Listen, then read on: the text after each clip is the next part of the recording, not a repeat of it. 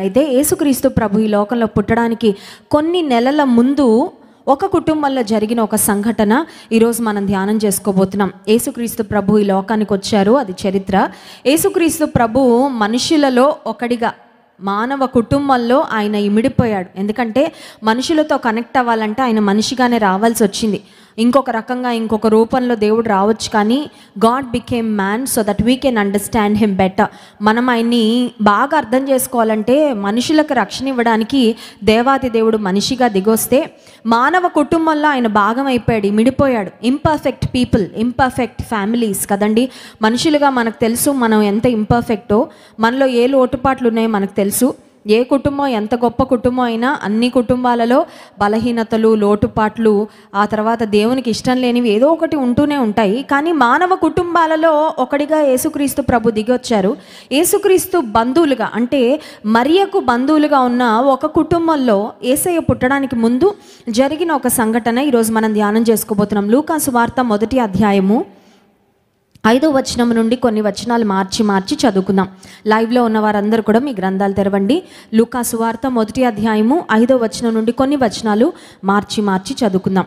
యూదయ దేశపు రాజైన హేరోదు దినములలో అబియా తరగతిలోనున్న జకర్యా అనొక యాజకుడు ఉండెను. అతని భార్య అహరోను కుమార్తెలలో ఒకతే, ఆమె పేరు ఎలిజబెత్. 6వ వచనం.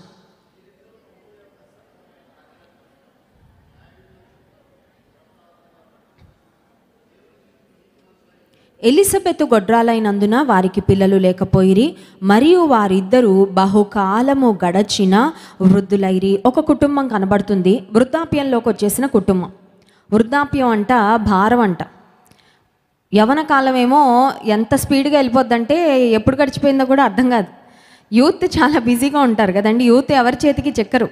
సముద్రంలో అలా మాయమైపోయిన చేపల్లా ఉంటారు యూత్. ఆరోగ్యము, ఎనర్జీ పరవళ్ళు తొక్కుతూ ఉంటుందేమో. యవనస్తులు ఒక దగ్గర ఉండరు, కుదురుగా ఉండరు, ఎవరిని పట్టించుకోరు. యవన కాలంలో చాలా బిజీగా వాళ్ళ జీవితాన్ని ఆనందిస్తూ, ఆస్వాదిస్తూ, స్నేహితులతో వాళ్ళతో వీళ్ళతో సరదాగా గడిపేస్తారు. కానీ ఒక్కసారి వృద్ధాప్యానికి వచ్చేసరికి, వయసు పైబడుతుండేసరికి అర్థమవుతుంది, అమ్మో నా శరీరంలో ఆరోగ్యం తగ్గిపోతుంది. అంతకుముందు ఉన్నంత మొబిలిటీ ఇప్పుడు లేదు. అంతకుముందు ఎక్కడికి కావాలంటే అక్కడికి, ఎప్పుడు కావాలంటే ఎప్పుడు వెళ్ళిపోయేదాన్ని. ఇప్పుడు కదలాలంటే, ఒక్కొక్క అడుగు వేయాలంటే కూడా కొంచెం కష్టంగా ఉంటుంది. శరీరంలో ఆరోగ్యం తగ్గిపోతున్నప్పుడు, శక్తి తగ్గిపోతున్నప్పుడు, బలం తగ్గిపోతున్నప్పుడు, కొన్నిసార్లు ఉద్యోగం చేసి సంపాదించడానికి వయసు పెరిగే కొద్దీ ఇంకంత పరిస్థితులు కూడా ఉండవు. చేతిలో ధనం కూడా నెమ్మదిగా అయిపోతున్నప్పుడు, కొంచెం అంతకుముందు యవన కాలంలో ఉన్నప్పుడు మన చుట్టూ జోరిగల్లా తిరిగే స్నేహితులు ఒక్కసారి వృద్ధాప్యంలోకి వచ్చేసరికి ఒక మాటలో చెప్పాలంటే ఎవరి దారిన వాళ్ళు అన్నట్లు వెళ్ళిపోతారు. సో ఒక రకమైన ఒంటరితనం. ఓల్డ్ టైంలో, అంటే ఓల్డ్ ఏజ్లో సీనియర్ సిటిజన్స్ ఒక మాట చెప్తూ ఉంటారు, ఎంటీ నెస్ట్ అని ఒక మాట వాడుతూ ఉంటారు. ఎంటీ నెస్ట్ అంటే అర్థం ఏంటంటే పక్షి గూడు ఖాళీ అయినప్పుడు అంట. చూడండి, గూడులో పిల్లలు పెడతాయి పక్షులు. ఆ బిడ్డలు గుడ్లలో నుండి పిల్లలు బయటకు వచ్చిన తర్వాత కొంతకాలానికి ఆ పిల్లలకి ఎగరడం వచ్చిన తర్వాత, రెక్కల్లో శక్తి వచ్చిన తర్వాత, పక్షులు ఎగిరిపోయాక మళ్ళీ ఎంటీ నెస్ట్ అయిపోద్ది. అంతకుముందు గుడ్లతో నిండుగా ఉన్న గూడు, పిల్లలతో నిండుగా ఉన్న గూడు ఖాళీ అయిపోద్ది. సో ఓల్డ్ ఏజ్లో లెక్క సీనియర్ సిటిజన్స్గా వయసు పైబడుతున్నప్పుడు ఇల్లు కూడా ఖాళీ అయిపోద్ది. ఇప్పుడు ఈ కుటుంబ పరిస్థితి ఎలా ఉందంటే, ఎలిజబెత్, జకర్యా ఇద్దరు దేవుని యందు భయభక్తులు కలిగిన వాళ్ళు, దేవుని చాలా నమ్మకంగా వెంబడిస్తున్నవారు, దేవుని చాలా ప్రేమిస్తున్నవారు. కానీ వారి జీవితంలో ఇప్పుడు వృద్ధాప్యానికి వచ్చేసారు. వారి జీవితంలో ఒక ఆశీర్వాదం కొరకు లైఫ్ టైం అంతా కనిపెట్టారు. వివాహమైన దగ్గర నుంచి కనిపెట్టుంటారు. పిల్లలు కలిగితే బాగుండు, దేవుడు బిడ్డల్ని ఇస్తే బాగుండు అని వివాహమైన అన్ని జంటల్లాగే వారు కూడా ఎక్స్పెక్ట్ చేస్తూ వచ్చారు. కానీ వృద్ధాప్యం వచ్చేసింది, పిల్లలు మాత్రం కలగలేదు. అయితే ఆ సమయంలో వాళ్ళు ఏం చేస్తున్నారని ఆలోచిస్తే 8వ వచనంలో, జకర్యా తన తరగతి క్రమము చొప్పున దేవుని ఎదుట యాజక ధర్మము చేయుచుండగా. వీరు ఒక యాజక కుటుంబం అండి. యాజక కుటుంబంలో వీరున్నారు. ఈమె అహరోను కుమార్తెలలో ఒకతే అనే మాట చూసామంటే లేవి గోత్రానికి చెందిన వారు యాజక గోత్రం. యాజకులు అంటే దేవుని సేవించడం వాళ్ళ జీవితంలో వాళ్ళ లక్ష్యం, లేకపోతే వాళ్ళు చేసే పనే అది. దేవుడు పిల్లల్ని ఇవ్వలేదు కాబట్టి నేను యాజక ధర్మం చేయను, నా ప్రార్థనలన్నీ, నా యాచనలన్నీ ఏమైపోయాయి, అందరి కొరకు ప్రార్థన చేస్తుంటే దేవుడు అందరికీ మేలు చేస్తున్నాడు కానీ నాకేం చేయడం లేదు కాబట్టి ఇక నేను యాజక ధర్మాన్ని మానుకుంటానని జకర్యా మానుకోలేదు. కొన్నిసార్లు మన పరిస్థితి ఎలా ఉంటుందంటే, ప్రార్థన చేసిన తర్వాత ప్రార్థనకి జవాబు రాకపోతే ఫెడప్ అయిపోతాం, అలిసిపోతాం. ఇంకేం ప్రార్థన చేస్తావులేండి, ఇంకా నాకు ప్రార్థన చేయడానికి ఓపిక లేదు, ఇంకా నాకు నిరీక్షణ లేదు, ముందు హోపే వదిలేసుకుంటాం. హోప్ పోయిన తర్వాత ఇంకా ప్రార్థన కూడా చెయ్యం, ఎందుకంటే ఇంకా దేవుడు ఇవ్వడేమోలే బహుశా ఈ లైఫ్ టైం కని. ఆ తర్వాత దేవుడు నేను అడిగింది నాకు ఇవ్వనప్పుడు నేను ఎందుకు ప్రార్థన చేయాలి, ఇంకా నేను ఎందుకు ఆయనకి ఇష్టంగా బ్రతకాలని కొంతమంది దేవుని మీద అలుగుతూ ఉంటారు. దేవునికి వాళ్ళకి మధ్యలో డిస్టెన్స్ పెరిగిపోతూ ఉంటుంది. ఇక్కడ జకర్యా గురించి మనం ఆలోచించినట్లయితే, ఆశీర్వాదం ఎప్పుడు వస్తుందా అని ఎదురు చూస్తా ఏ పని చేయకుండా మౌనంగా కూర్చోలేదండి.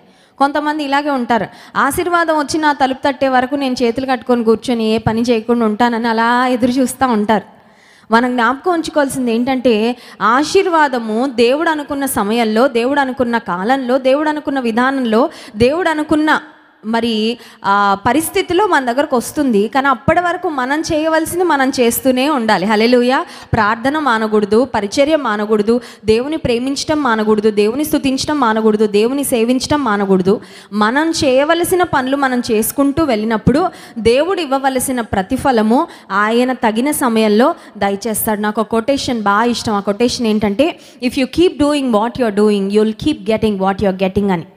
If you keep doing what you're doing you'll keep getting what you're getting. నువ్వేం చేస్తున్నావు అది చేసుకుంటూ వెళ్ళు, నీకు ఏ ఫలము ఏ ఆశీర్వాదం వస్తుందో అది వస్తూనే ఉంటుందని. కొన్నిసార్లు డూయింగ్ మానేసి గెట్టింగ్ మీద ఫోకస్ ఉండిపోద్ది మనకి. విత్తనాలు విత్తకుండా రైతు కూర్చొని పంట వస్తుందేమో, దిగుబడి వస్తుందేమో, చాలా మంచి క్రాప్స్ వస్తాయేమో అని కనిపెడితే రాదు. విత్తనాలు విత్తుకుంటూ వెళ్ళాలి, అప్పుడు రావాల్సిన పంట తగిన సమయంలో వస్తుంది. జకర్యా అంట తన తరగతి క్రమము చొప్పున దేవుని ఎదుటే ఉన్నారు. హల్లెలూయా. చాలాసార్లు మనం ప్రార్థన చేస్తాం కదండి, దేవా నువ్వు మమ్మల్ని జ్ఞాపకం చేసుకో, మమ్మల్ని మర్చిపోవద్దయ్యా, మమ్మల్ని విడిచిపెట్టద్దు, మమ్మల్ని జ్ఞాపకం చేసుకో. ఇక్కడ దేవుని ఎదుట యాజక ధర్మం చేస్తున్నాడు అంటే అర్థం ఏంటంటే, దేవుని నుంచి దూరంగా వెళ్ళిపోలా, దేవునికి దగ్గరగానే ఉన్నాడు. దేవుని ఎదుట చాలాసార్లు మనం చూస్తాం పాత నిబంధన గ్రంథంలో కూడా, వీరు దేవుని ఎదుట యథార్థవంతులుగా ఉన్నారు, దేవుని ఎదుట నిందారహితులుగా ఉన్నారు అనే మాట. దేవుని ఎదుట ఉంటేనే క్షేమం, దేవుని ఎదుట నుండి పారిపోతే క్షేమము లేదు. కోడి గుడ్లలో నుండి గుడ్లు పొదిగిన తర్వాత పిల్లలు బయటకు వచ్చిన తర్వాత ఆ పిల్లలకు చెప్తుంది, అంటే వాటి భాష మనకు తెలియదు కానీ బహుశా ఇదే చెప్తుందేమో కోడి. ఏమనంటే, మీరు నా ఎదుటే ఉండండి, మీరు ఎంతనా ఆడుకోండి పర్వాలేదు, ఎంతనా ఎంజాయ్ చేయండి పర్వాలేదు, ఏమన్నా తినండి పర్వాలేదు, కానీ గద్దలు ఆకాశంలో తిరుగుతూ ఉంటాయి, అవి ఎప్పుడైనా రావచ్చు, ఎప్పుడైనా వచ్చి మిమ్మల్ని పట్టుకొని వెళ్ళిపోవచ్చు, కాబట్టి నా ఎదుట ఉండండి, నాకు దూరంగా వెళ్ళిపోదు. ఎందుకంటే నాకు దూరంగా ఉంటే గద్ద వచ్చి మిమ్మల్ని పట్టుకొని వెళ్ళిపోతే నేను ప్రొటెక్ట్ చేయలేను. కొన్ని ఉంటాయి కోడిపిల్లలు, వాటికి కొద్దిగా ఓవర్ కాన్ఫిడెన్స్ అనమాట. అమ్మ మాట నేను ఎందుకు వినాలి, అమ్మ ఎప్పుడు ఇలాగే చెప్తుందిలే అని అనుకొని తల్లికి దూరంగా ఎక్కడికో వెళ్ళిపోతే గద్దో కుక్కో పిల్లో ఏదో ఒకటి దాన్ని తీసుకొని వెళ్ళిపోయి చంపేస్తుంది. తల్లి ఎదుట నుండి వెళ్ళిపోయిన బిడ్డకైతే క్షేమము లేదు. ఇక్కడ జకర్యా గురించి మనం ఆలోచిస్తే దేవుని ఎదుట యాజక ధర్మం చేస్తున్నాడు. మనం కూడా ఎప్పుడు గుర్తుపెట్టుకోవాలి, ఎక్కడికి వెళ్ళినా ప్రపంచంలో, ఎక్కడ ఉద్యోగం చేసినా, ఎక్కడ చదువుకుంటున్నా, ఎక్కడ ఏ పని చేస్తున్నా, అయ్యా నీ ఎదుట నేను ఉండాలని ఆశపడుతున్నాను, నిన్ను నా ఎదుట పెట్టుకోవాలని ఆశపడుతున్నాను, నీ ఎదుట నేను ఉండాలని ఆశిస్తున్నాను. ఎందుకంటే నువ్వు నా ముందు ఉంటే నాకు అది క్షేమం. మహోన్నతుని చాటున నివసించువాడు. చాటున అంటే ఏంటండి, మహోన్నతునికి దగ్గరగా ఉండాల. సర్వశక్తుని నీడను విశ్రమించువాడు. 91వ కీర్తన అందరం కంఠస్థం చేసేస్తూ ఉంటాం కదండి. కరోనా వచ్చాక ఇంకా బాగా కంఠస్థం చేసేసాం, ఎందుకంటే వేటకాని ఊరిలో ఉండి నా ప్రాణాన్ని రక్షించును, నాశనకరమైన తెగులు రాకుండా నన్ను కాపాడుతాడు, ఆయన తన రెక్కలతో నిన్ను కప్పును, ఆయన రెక్కల క్రింద నీకు ఆశ్రయం కలుగునంటే ఈ వాగ్దానాలన్నీ మనకు టానిక్లా పనిచేస్తూనే ఉన్నాయి. ఇంకా 91వ కీర్తన. కానీ ఆ కీర్తన ప్రారంభ వచనాలు మనం ఆలోచిస్తే, మహోన్నతుని చాటున సర్వశక్తుని నీడన. సర్వశక్తుని నీడ నా మీద పడాలంటే నేను సర్వశక్తునికి దగ్గరగా, బిల్డింగ్ నీడ పడాలంటే బిల్డింగ్ పక్కనే ఉండాలి. బిల్డింగ్కి కిలోమీటర్ దూరం ఉండి బిల్డింగ్ నీడ నా మీద పడుతుంది అనుకుంటే పడదు. ఇక్కడ జకర్యా ఎలిజబెతులు దేవుని ఎదుట వారు భక్తిగా బ్రతికారంట. వారు చేయవలసిన ప్రార్థనలు, యాచనలు, యాజక ధర్మము వారు నిర్వర్తిస్తూనే వచ్చారు. ఆ తర్వాత ఏం జరిగిందో చూడండి. అలా చేస్తూ ఉండగా దేవుడు దర్శించాడు. హల్లెలూయా. నువ్వు భక్తి చేస్తూ ఉండగా, నువ్వు ప్రార్థన చేస్తూ ఉండగా, నువ్వు నమ్మకంగా దేవుని కొరకు బ్రతుకుతూ ఉండగా, నువ్వు నమ్మకంగా దేవుని వెంబడిస్తూ ఉండగా, నువ్వు దేవుని గురించి సాక్ష్యం ఇస్తూ ఉండగా ఒక రోజు వస్తుంది, దేవుడు నిన్ను దర్శించే రోజు అది. హల్లెలూయా. ఎప్పుడూ ఒకలాగా ఉండవండి. బహుశా అనుకోవచ్చు, ఎంతకాలం నుండి ప్రార్థన చేస్తున్నాను, దేవుడు నన్ను జ్ఞాపకం చేసుకుంటాడా, ఒక రోజు వస్తుందంటే వస్తుంది, ఒక రోజు వస్తుంది. A day will come. ఒక బంగారు రోజు నీ జీవితంలో వస్తుంది, ఒక బంగారు అవకాశం నీ జీవితంలో వస్తుంది. ఆ రోజు వస్తాడు, దేవుడు వస్తాడు. ఆ రోజు దేవుడు చాలా స్పష్టంగా నీ పక్షంగా ఉన్నానని చూపించే రోజు ఒకటి రాబోతుంది. ఆ రోజు నీకొకటే కాదు అర్థమయ్యేది దేవుడు నీ పక్షంగా ఉన్నాడని, నీ చుట్టూ ఉన్న వాళ్ళకు కూడా అర్థమైపోద్ది ఏంటంటే వీరి పక్షంగా దేవుడు ఉన్నాడు, వీరి పక్షంగా దేవుడు కార్యాలు చేస్తున్నాడని. హల్లెలూయా. మనం అనుకుంటే రహస్యంగా ఎంత ప్రార్థన చేస్తున్నానో, ఎన్ని ఉపవాసాలు ఉంటున్నానో, ఎంతగా నేను దేవునికి నా కానుకలు ఇచ్చి దేవుని ఘనపరుస్తున్నానో, ఎన్ని నిందలు దేవుని కొరకు భరిస్తున్నానో, ఎన్ని శోధనలు దేవుని కొరకు సహిస్తున్నానో. అయ్యో, నా జీవితంలో దేవుడు నన్ను దర్శించే రోజు ఇంతవరకు రాలేదే అని నువ్వు అనుకుంటున్నామేమో. వస్తుంది ఒక రోజు. ఆ డే విల్ కమ్. ఆ తారీఖు ఏంటో నేను చెప్పలేను, ఆ నెల ఏంటో నేను చెప్పలేను, ఎందుకంటే ఒక్కొక్కరి జీవితంలో ఆయన టైమింగ్ ఒక్కొక్క విధంగా ఉంటుంది. కానీ ఒక రోజు మాత్రం ఖచ్చితంగా వస్తుంది. ఆ డే విల్ ష్యూర్లీ కమ్. ఆ రోజు నీ కళ్ళు తెరిపిస్తాడు దేవుడు. ఏమనంటే, ఉన్నాను బిడ్డ, ఇంతకాలం నువ్వు చేసిన ప్రార్థనలు వేస్ట్ అవలా, ఇంతకాలం నువ్వు చేసిన భక్తి వ్యర్థం కాలేదు, ఇంతకాలం నేను మౌనంగా ఉన్నానని నువ్వు అనుకుంటున్నావేమో, నేను మౌనంగా లేను అని చూపించే రోజు ఒకటి రాబోతుంది. హల్లెలూయా. ఇక్కడున్న ఎంతమంది అయితే ఇక్కడ కూర్చుని ఉన్నారో మందిరంలో, లైవ్లో ఎంతమంది పాలు పొందుతున్నారో, మనందరితో దేవుడు మాట్లాడుతున్నాడు. నీవు చేయవలసిన ప్రార్థనలు, నీవు చేయవలసిన యాచనలు చేస్తూనే ఉండు. ఒకరోజు మాత్రం నేను నిన్ను దర్శించబోతున్నాను. ఆమేన్. దేవుని దూత ప్రత్యక్షమైన మాట చూడండి, 11వ వచనం. లూకా సువార్త 1వ అధ్యాయము 11వ వచనం. ప్రభు దూత ధూపవేదిక కుడివైపున నిలిచి అతనికి కనబడగా జకర్యా అతని చూచి తొందరపడి భయపడిన వాడు ఆయను. అప్పుడు ఆ దూత అతనితో, జకర్యా భయపడకుము. దేవుని దూతలు ప్రత్యక్షం అవడం అంటే ఒక జొమాటో, స్విగ్గీ ఏజెంట్ మన ముందుకొచ్చి ఇదిగోండి మీకు పలానా ఫుడ్ ఆర్డర్ చేశారు మీకు ఇస్తున్నానని కనబడే అంత సింపుల్ కాదండి. దేవుని దూత ప్రత్యక్షం అవడం it was an unusual thing. అసలు ఆ కాలంలో చాలా చాలా అరుదుగా జరిగేది. ఎందుకంటే దేవుని దూతలు ఏదో ఇక్కడ లోకల్గా ఉండే ఆఫీస్ నుండి రారు కదా, హెడ్ ఆఫీస్ పరలోకంలో ఉంటుంది దేవుని దూతలకి.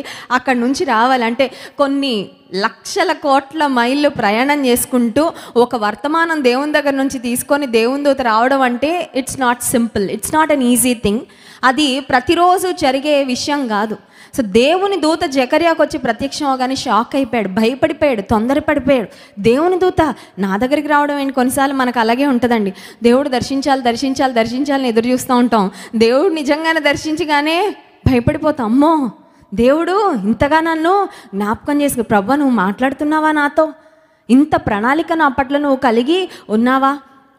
జకర్యా దేవుని దూత అతనికి ప్రత్యక్షం అవ్వగానే భయపడిపోయాడంట. అప్పుడు దూత జకర్యాతో చెప్పిన మాట 13వ వచనం. అప్పుడు ఆ దూత అతనితో, జకర్యా భయపడకుము, నీ ప్రార్థన వినబడినది, నీ భార్య అయిన ఎలిజబెత్ నీకు కుమారుని కనును, అతనికి యోహాను అని పేరు పెట్టుదువు, నీ ప్రార్థన వినబడినది. హల్లెలూయా. ఈ ఉదయం వేసే అదే చెప్తున్నాడండి మనందరితో. ఏంటంటే అక్కడ జకర్యా అనే ప్లేస్లో మీ పేరు పెట్టుకోండి, మీ పేరు పెట్టుకొని ఒకసారి చదువుకుందామండి ఒకసారి ఆ వచనం ఇంకొకసారి చదువుకుందాం. 13వ వచనం. అప్పుడు ఆ దూత అతనితో, మీ పేరు పెట్టుకోండి, భయపడకుము, నీ ప్రార్థన వినబడినది. హల్లెలూయా. నీ ప్రార్థన వినబడినది. God has heard your prayer.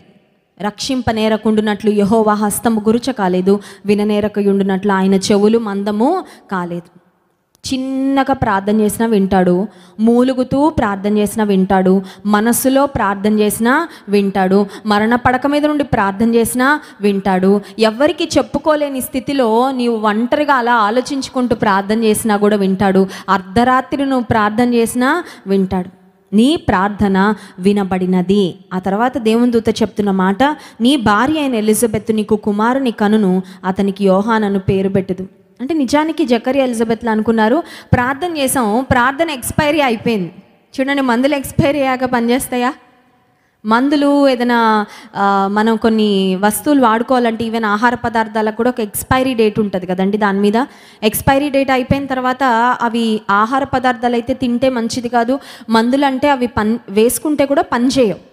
ఇప్పుడు బహుకాలము గడిచిన వృద్ధులైపోయిన జకర్యా ఎలిజబెత్ యొక్క జీవితంలో పరిస్థితి ఏంటని ఆలోచిస్తే, వృద్ధాప్యంలో ఇంకా పిల్లలు కలుగుతారా, ఇంకా వాళ్ళు ఏ పాయింట్కి వచ్చేసి ఉంటారంటే, ఇంకా మా ప్రార్థనలన్నీ చేసిన ప్రార్థనలన్నీ చేసాము, ఇంకా ఎక్స్పెక్టేషన్ కూడా అనవసరం, ఎందుకంటే వృద్ధాప్యంలోకి వచ్చేసాం. వృద్ధాప్యంలో ఉన్న వాళ్ళు ఎవరైనా గర్భం దాలుస్తారా? వృద్ధాప్యంలో ఉన్నాక పిల్లల్ని పెంచడానికి కనడానికి అసలు శక్తి వస్తుందా అని బహుశా వాళ్ళు అనుకుని ఉంటారు. దేవుడు చెప్తున్నాడు, నీ ప్రార్థన వినబడినది, నీ భార్య అయిన ఎలిజబెత్ నీకు కుమారుని కనును. ఆ కుమారునికి పేరేం పెట్టాలో కూడా దేవుడే చెప్పేశాడండి. హల్లెలూయా. ఆలస్యంగా వచ్చింది ప్రార్థనకు జవాబు, కానీ మామూలు ప్యాకేజీలో రాలేదండి. హల్లెలూయా. కొంతమంది మాకు సాక్ష్యం పంపిస్తుంటారు, ఏమనంటే చాలా లేటుగా వచ్చింది అక్క ఉద్యోగం అన్న, చాలా సంవత్సరాల నుండి ఎదురు చూస్తూ ఉండంగా ఒక ఉద్యోగం వచ్చింది, కానీ మా స్నేహితులందరికంటే గొప్ప ఉద్యోగం దేవుడిచ్చాడు. హల్లెలూయా. పెళ్ళి చాలా లేటుగా అయింది, కానీ చాలా మంచి ఏర్పాటు దేవుడిచ్చాడు. హల్లెలూయా. బిడ్డల కొరకు చాలా కాలం నుండి ఎదురు చూసాం, కానీ శ్రేష్టమైన గర్భఫలం దేవుడిచ్చాడు. హల్లెలూయా. మొన్న పోయిన వారంలో ఇంకొకరు వారి సాక్ష్యాన్ని పంపించారు, బిడ్డలు లేరు, బిడ్డలు కలగరని డాక్టర్స్ చెప్పారంట. ఒంగోలు నుంచి ఒక సిస్టర్ తన సాక్ష్యాన్ని పంచుకున్నారు, అది ఆల్రెడీ చెప్పేశాం. ఇది ఇంకొక సహోదరి, పిల్లలు కలగరని డాక్టర్ చెప్పేసిన తర్వాత దేవుడు కవల పిల్లలు మగ పిల్లల్ని ఇచ్చాడంటండి. హల్లెలూయా. 1+1 ఆఫర్ ఇచ్చాడు దేవుడు. మీరు ఒకళ్ళనే అడిగారు, నేనైతే ఇద్దరిని ఇచ్చేస్తాను. దేవుడు చేసే కార్యాలు చాలా చాలా ఆశ్చర్యంగా ఉంటాయి. ఆలస్యం అయిపోతుందని బాధపడుతున్నావేమో. ఆలస్యం ఎందుకు అవుతుందంటే దేవుడు కొంచెం స్పెషల్ ప్రిపరేషన్ చేసి కొంచెం స్పెషల్స్ అన్నీ నీకు యాడ్ చేసి పంపిస్తున్నాడు. హల్లెలూయా. కొన్నిసార్లు చూడండి, హోటల్కి వెళ్ళిన తర్వాత మామూలు ఫుడ్ ఏదైనా ఆర్డర్ చేస్తే టక్కుని తీసుకొచ్చేస్తారు వెళ్ళి లోపలికి వెళ్ళి, కానీ కొన్నిసార్లు special dishes, special items order చేస్తే చాలా టైం పడుతుంది వాళ్ళకి సిద్ధపరచడానికి. ఎందుకంటే నువ్వు ఆర్డర్ చేసినవి అంత స్పెషల్గా ఉన్నాయి కాబట్టి మెనూలో. ప్రతిరోజు అందరు తినే వాళ్ళు అయితే వాళ్ళ దగ్గర రెడీగా ఉంటాయి, టకటక చేసేస్తారు. ఏదైనా స్పెషల్ ఐటమ్స్ మెన్యూలోంచి ఆర్డర్ చేసినప్పుడు వాళ్ళు కొంచెం ఎక్కువ టైం తీసుకుంటుంది దాన్ని సిద్ధపరచడానికి. బహుశా నీ జీవితంలో ఆలస్యం అయిపోతుందని don't think that your prayers are wasted. Waiting is not wasting. Hallelujah. మళ్ళీ చెప్తాను, waiting is not wasting. Waste అయిపోతుంది అనుకో, టైం వేస్ట్ అయిపోయిందండి, ప్రార్థన వేస్ట్ అయిపోయిందండి, ఎదురు చూపు వేస్ట్ అయిపోయిందండి, మందిరానికి వెళ్ళి చేసిన భక్తి వేస్ట్ అయిపోయిందండి, ఉపవాసాలు వేస్ట్ అయిపోయాయండి అనుకోవద్దు. Waiting is not wasting, but waiting is double blessing. Hallelujah. Waiting అంటే, వేచి ఉండడం అంటే రెండంతల ఆశీర్వాదమే, కానీ వెయిటింగ్ అంటే వ్యర్థం మాత్రం ఎప్పుడూ కాదు. అది జకర్యా ఎలిజబెత్ల జీవితంలో దేవుడు చాలా చాలా స్పష్టంగా రుజువు చేశాడు. దేవుని దూత చెప్తున్న మాటలు చూడండి. 14వ వచనం, అతడు ప్రభు దృష్టికి గొప్పవాడై ద్రాక్షరసమైనను మద్యమైనను త్రాగక తన తల్లి గర్భమున పుట్టినది మొదలుకొని పరిశుద్ధాత్మతో నిండుకొనిన వాడై ఇశ్రాయేలీయులలో అనేకులను ప్రభువైన వారి దేవుని వైపునకు త్రిప్పును.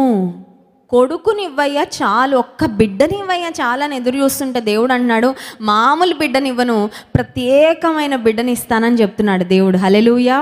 మీరు చాలా కాలం ఎదురు చూశారు కదా, మీరు చాలా ప్రార్థనలు చేశారు, చాలా నమ్మకంగా పరిచర్యలో కొనసాగారు. మీకు దానికి నేను ఇస్తున్న ప్రతిఫలము అది. మనుషులు ప్రతిఫలం ఇస్తే కొంతవరకు మనల్ని సంతోషపెట్టేలాగా వారి ప్రతిఫలం ఉంటుందేమో, కానీ దేవుడిచ్చే ప్రతిఫలం మాత్రం కొన్నిసార్లు మనల్ని ఆశ్చర్యపరుస్తుంది. అడుగు వాటికంటే, ఊహించు వాటికంటే అత్యధికంగా చేయే శక్తిమంతుడని ఎఫెసీ పత్రిక 3వ అధ్యాయం 20వ వచనంలో దేవుని వాక్యం సెలవిస్తున్నట్లుగా కొన్నిసార్లు ఆశ్చర్యపరుస్తాడండి. నోరు తెరుస్తాం అంతే, ప్రభా ఇంత కార్యమా, ఇంత మేలా, ఇంత గొప్ప ఉద్దేశం ఉందా నీకు నా పక్షంగానే ఆశ్చర్యపోయే విధంగా దేవుడు కార్యాలు జరిగించేవాడు. ఇతను పుట్టబోయే బిడ్డంట ప్రభు దృష్టికి గొప్పవాడవుతాడండి. మనుషుల దృష్టిలో గొప్పవాళ్ళు అవ్వాలంటే పెద్ద విషయం ఏం కాదు కదండి. మనుషుల దృష్టిలో చిన్న సహాయం చేస్తే చాలా గొప్పోళ్ళండి అని వెంటనే మనల్ని కొంచెం ఉన్నతంగా చూస్తారేమో, కానీ దేవుని దృష్టిలో గొప్పవాళ్ళుగా నిలబడ్డం అంటే ఇట్స్ నాట్ ఈజీ. అందరు దేవుని దృష్టిలో గొప్పవాళ్ళుగా నిలబడలేరు. ఎందుకంటే దేవుడు ఒక వ్యక్తిని గొప్పవాడని చెప్పాలంటే అది సామాన్యమైన విషయం కాదు, దేవుని దగ్గర సర్టిఫికేట్ పొందాలంటే. కానీ దేవుడు అంటున్నాడు, దేవుని దూత అంటుంది, జకర్యా నీకు పుట్టబోయే కుమారుడు ఎలాంటి వాడు అవుతాడంటే దేవుని దృష్టిలో గొప్పవాడవుతాడు, ప్రత్యేకంగా ఉంటాడు, అందరిలాగా ఉండడు. నీ ఆశీర్వాదం ఎందుకు ఆలస్యం అవుతుందంటే అందరికి వచ్చినలాంటి ఆశీర్వాదం నీకు రావట్లేదు, అందరికన్నా ప్రత్యేకమైన ఆశీర్వాదం నీకు రాబోతుంది. హల్లెలూయా. అందరూ ద్రాక్ష రసాన్ని, మద్యాన్ని, వీటన్నిటిని ముడతారేమో, కానీ నీ బిడ్డ మాత్రం చాలా ప్రత్యేకమైన బిడ్డగా ఉండబోతున్నాడు. అతడు ద్రాక్షారసమునైనను మద్యమునైనను త్రాగక. తర్వాత మూడవదిగా పరిశుద్ధాత్మతో నిండుకొనిన వాడై. ఈ మాట, దిస్ వర్డ్ ట్రూలీ అమేజెస్ మీ. ఈ మాట చదివినప్పుడు చాలా ఆశ్చర్యం అనిపిస్తుంది నాకు. ఎందుకంటే లోకంలో పుట్టిన తర్వాత అందరం పాపంలోనే నా తల్లి నన్ను గర్భం ధరించింది అని దావీదు భక్తుడు అన్నట్లు, పుట్టడంతోనే మనకి ఏ వద్దో అదే చేయాలనే ఆలోచన, అదే చేయాలనే మనసు. పిల్లలు చూడండి, అక్కడికి వెళ్ళొద్దురా అంటే అక్కడికే వెళ్తాడు, అది చేయొద్దురా అంటే అదే చేస్తాడు. పాపం అనేది మన స్వభావం, మన నైజంలో వచ్చేసింది. రక్షణ పొందిన తర్వాత, బాప్టిజం తీసుకున్న తర్వాత దేవుని పరిశుద్ధాత్మను ఒక గిఫ్ట్గా మనం పొందుకుంటాం. కానీ గర్భంలో నుండే పరిశుద్ధాత్మతో నిండుకొని పుట్టిన ఒక శ్రేష్టమైన కుమారుడు ఈ బాప్తిస్మం ఇచ్చు యోహాను. జకర్యా ఎలిజబెత్కు దేవుడిస్తున్న ఈ బహుమానము గర్భంలో ఉన్నప్పటి నుండే పరిశుద్ధాత్మతో నిండుకొనిన వాడంటే యూ కెన్ జస్ట్ ఇమాజిన్. ఒకసారి ఊహించుకోండి, దేవుడి కుమారుడిని ఎంత ప్రత్యేకంగా సిద్ధపరిచి ఈ లోకంలోకి పంపిస్తున్నాడు. ఆయన పరిశుద్ధాత్మతో నిండుకొనిన వాడు. ఆ తర్వాత 4వ మాట, ఇశ్రాయేలీలలో అనేకులను ప్రభువైన వారి దేవుని వైపునకు త్రిప్పు. నా చేతిలో ఒక బలమైన సాధనంగా నీ కుమారుడు వాడబడతాడు అని దేవుడు జకర్యాతో చెప్తున్నాడు. ఆ తర్వాత ఇంకొక మాట కూడా ఉంది, 17వ వచనంలో మధ్య భాగం నుండి చదువుతున్నాను. ఏలియా యొక్క ఆత్మయు శక్తియు గలవాడై ఆయనకు ముందుగా వెళ్ళును. ఇది ఎలా ఉందంటే, ఒక్క కొడుకుని అడిగానయ్యా, ఇంత ప్యాకేజ్ ఎందుకయ్యా నాకు అన్నట్టుగా ఉందండి. ఒక కొడుకునిచ్చి, ఒక్క బిడ్డనిచ్చి మా సంతోషం పరిపూర్ణం చేయి ప్రభువా అని అదొక్కటే కోరుకున్నాం, కానీ ఇంతగా మమ్మల్ని ఆశీర్వదిస్తామని మేమైతే అనుకోలేదయ్యా అన్నట్లుగా జకర్యాతో దేవుని దూత ఒక మాట తర్వాత ఇంకొక మాట చెప్తూ ఉండగా, అతడు పుట్టినందున, ఇంకొక మాట అండి, అతడు పుట్టినందున అనేకులు సంతోషింతురు. హల్లెలూయా. నీకు సంతోషం కలుగజేస్తాడు ఆ కుమారుడు, మహానందం నీకు కలుగజేస్తాడు. కానీ నీ కుమారుడు పుట్టుట వలన అనేకులు సంతోషిస్తారు. అంటే ఒక మాటలో చెప్పాలంటే ఒక పర్ఫెక్ట్ ప్యాకేజ్ అండి, ఒక పర్ఫెక్ట్ ప్యాకేజ్. యోహాను అని జకర్యా ఎలిజబెత్లకు దేవుడిస్తున్న కుమారుడు ఒక పరిపూర్ణమైన శ్రేష్టమైన బహుమానంగా వారికి దేవుని ద్వారా అందించబడ్డాడు. ఎందుకు ఈ మాటలు చెప్తున్నానంటే, ఈ మాటలు ఎందుకు జ్ఞాపకం చేస్తున్నానంటే, నీ జీవితంలో ఆశీర్వాదాల కొరకు ఎదురు చూస్తూ చాలా అవమానాలు పడుతున్నావేమో. అందరూ వచ్చి అంటున్నారేమో, లోకస్తులందరికీ బాగా జరిగిపోతున్నాయండి, మీకేంటి ఏమీ జరగట్లేదు, మీరు ఇన్ని ప్రార్థనలు చేస్తారు కదా, మీరు ఇంత భక్తిగా ఉంటారు కదా, మరి మీ పిల్లలకి ఎందుకండి జరగట్లేదు, నీ జీవితంలో ఎందుకండి ఏం జరగట్లేదని బహుశా ప్రశ్నిస్తున్నారేమో, బహుశా వెనకాల అవమానకరంగా మాట్లాడుకుంటున్నారేమో, నీ ఎదుట వచ్చి హేళన చేస్తున్నారేమో. కొంతమంది సెటైర్లు వేస్తూ ఉంటారండి, కొంతమంది సెటైర్లు వేస్తూ ఉంటారు, అంటే హాస్యాస్పదంగా జోకులు వేస్తూ ఉంటారా, వీళ్ళ బ్రతికింతే అన్నట్లు ఒకవేళ మాట్లాడుతున్నారేమో. కానీ వాళ్ళందరికీ దేవుడు సమాధానం ఇచ్చే రోజు ఒకటి రాబోతుంది. హల్లెలూయా. మనుషులు నీ మీద మాట్లాడుతున్న హేళనకరమైన మాటలకు నోరు తెరిచి నువ్వు సమాధానం ఇవ్వాలని ప్రయత్నం చేయకు. ఎందుకంటే మాటకి మాట సమాధానం ఇచ్చిన అది ఒక లెవెల్ వరకే ఉంటుంది, కానీ దేవునికి అప్పగించు, ఆయన చేతలతో సమాధానం చెప్తాడు. హల్లెలూయా. జాన్ వెస్లీ గారు ఎప్పుడు ఈ మాట చెప్తూ ఉంటారు, మనుషులు అయితే మాటలతో సమాధానం చెప్తారంట, దేవుడైతే చేతలతో సమాధానము చెప్తాడు. Hallelujah. He will do something and prove. ఆయన కార్యం చేసి చూపిస్తాడు నీ పక్షంగా ఆయన ఉన్నాడని, నీ కన్నీరు వ్యర్థం అవ్వలేదని కార్యం చేసి చూపిస్తాడు, నీ ఎదురుచూపు వేస్ట్ అవ్వలేదని దేవుడు కార్యం చేసి చూపిస్తాడు, నీ పట్ల గొప్ప ప్రణాళిక ఉందని దేవుడు గొప్ప మేలునిచ్చి నీ జీవితంలో చూపిస్తాడు. ఈ మాటలన్నీ విన్న తర్వాత నాకు తెలిసి ఎలిజబెత్ యొక్క ఫీలింగ్ ఎలా ఉంటుందంటే, అమ్మో ఇంక ఈ జన్మ ధన్యం అయిపోయింది, ఇంక ఈ బిడ్డను ఎలా మోస్తాను, ఈ బిడ్డను ఎలా కంటానంటే, దేవుడు అద్భుత కార్యం చేస్తున్నప్పుడు ఆ ఆశీర్వాదం ఆలస్యంగా వచ్చిన ఆ ఆశీర్వాదాన్ని మోయడానికి, ఆ ఆశీర్వాదాన్ని డెలివర్ చేయడానికి, ఆ ఆశీర్వాదాన్ని పెంచడానికి శక్తి కూడా దేవుడే ఇస్తాడు. హల్లెలూయా. కొన్నిసార్లు మనకు అనిపిస్తుంది, ఇప్పుడు నాకు శక్తి లేదండి, నేను ఎలా చూసుకోను, చూడండి, కొంతమంది తల్లిదండ్రులు చాలా సంవత్సరాలు ఎదురు చూసిన తర్వాత పెళ్ళైన 15 సంవత్సరాలకి 20 సంవత్సరాలకి దేవుడు వారికి పిల్లల్ని ఇస్తే, పిల్లల్ని ఇచ్చారన్నది ఆనందమే కానీ ఎలా పెంచను ప్రభా, వారిని ఎలా చూసుకోవాలి, నాకే శక్తి లేదే, నాకే ఆరోగ్యం లేదంటే ఆశీర్వాదం ఇచ్చిన దేవుడు ఆశీర్వాదాన్ని హ్యాండిల్ చేయడానికి కూడా కావాల్సిన కృప ఆయనే ఇస్తాడు. హల్లెలూయా. కారు కొన్నప్పుడు కారుకి డ్రైవర్ని ఎవరు ఇస్తారండి? కార్ని కొనుక్కుంటే ఇంకా దానిలో డీజిలు, మళ్ళీ దానిలో స్పెషల్ ఏమైనా అన్నీ వేయించుకోవాలంటే అన్నీ ఎక్స్ట్రా ఖర్చు పెట్టుకోవాలి. కానీ దేవుడు ఆశీర్వాదాన్ని ఇచ్చాడంటే ఆశీర్వాదాన్ని కాపాడుకోవడానికి, ఆశీర్వాదాన్ని ముందుకు తీసుకువెళ్ళడానికి నీకు కావలసిన కృప కూడా ఆయనే అనుగ్రహిస్తాడు. హల్లెలూయా. బాప్తిస్మం ఇచ్చి యోహానును కనడానికి, మోయడానికి శక్తి ఇచ్చాడు. ఎలిజబెత్కు కనడానికి శక్తి ఇచ్చాడు, పెంచడానికి కూడా దేవుడే శక్తి ఇచ్చాడు. ఈ బిడ్డ గర్భములో ఉన్నప్పటి నుండి పరిశుద్ధాత్మ శక్తితో నిండుకొనిన వాడు అనే మాట ఉంది. కాబట్టి మరియని ఎలిజబెత్ కలుసుకోగానే, మరియ వందనవచనం వినగానే ఎలిజబెత్ గర్భంలో శిశువు గంతులు వేశాడంట. అంటే అర్థం ఏంటి తెలుసా అండి? గర్భంలో ఉన్న బాప్తిస్మం ఇచ్చి యోహానికి యేసుప్రభు ఆయనకి దగ్గరగా వచ్చాడని తెలియగానే ఈయన లోపల ఆనందించేస్తున్నాడు. హల్లెలూయా. మా పెద్ద పాప ధన్య ట్రైఫోజా నా గర్భంలో ఉన్నప్పటి నుంచే వాళ్ళ తండ్రి అంటే ఎంత ప్రేమో, జాన్ వెస్లీ గారు అంటే చాలా ఇష్టం. ఒకసారి మరి యూకేకి వెళ్ళారు, ఇంగ్లాండ్ దేశానికి సువార్త నిమిత్తం వెళ్తే చాలా రోజుల నుంచి వాళ్ళ డాడీ స్వరం వినట్లేదేమో, నా గర్భంలోనే ఉంది. ఆ రోజు 1 గంటకు బైబిల్ వండర్స్ టీవీ కార్యక్రమం వస్తే వాక్యం విందామని టీవీ ఆన్ చేస్తే దైవజని స్వరం వినడం స్టార్ట్ అయిన దగ్గర నుంచి ఇంకా లోపల మామూలుగా లేదు కదలిక. నేను చాలా ఆశ్చర్యపోయాను. అప్పటిదాకా మౌనంగా ఉన్న బిడ్డ తండ్రి స్వరం వినగానే లోపల ఎంత కదలికో. మందిరానికి రాగానే కూడా స్తుతి ఆరాధన జరుగుతున్నప్పుడు, పాటలు పాడుతున్నప్పుడు దైవజనుడు మైక్ తీసుకొని వర్తమానం ప్రారంభించగానే ఎంత కదిలేదో నాకు అర్థమయ్యేది.